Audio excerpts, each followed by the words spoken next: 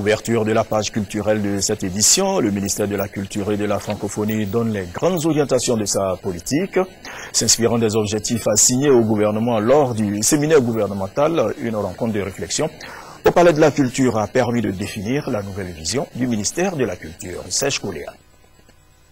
Valoriser le patrimoine culturel national, industrialiser les arts et développer des infrastructures culturelles pour faire de la Côte d'Ivoire un grand pays de culture. C'est l'ambition du président de la République que le ministère de la Culture et de la Francophonie veut traduire en actes.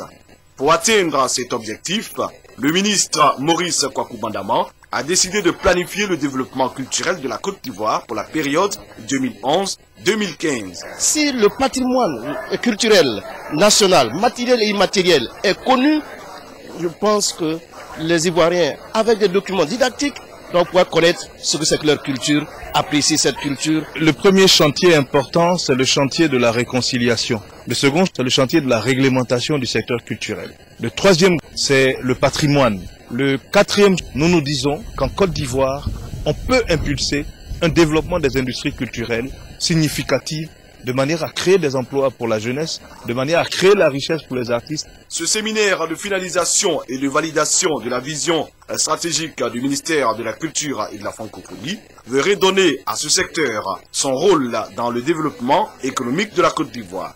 Selon la vision du ministère de la Culture et de la Francophonie, la culture pour les 5 années à venir doit être le ciment de l'unité nationale, de la réconciliation et de la cohésion sociale.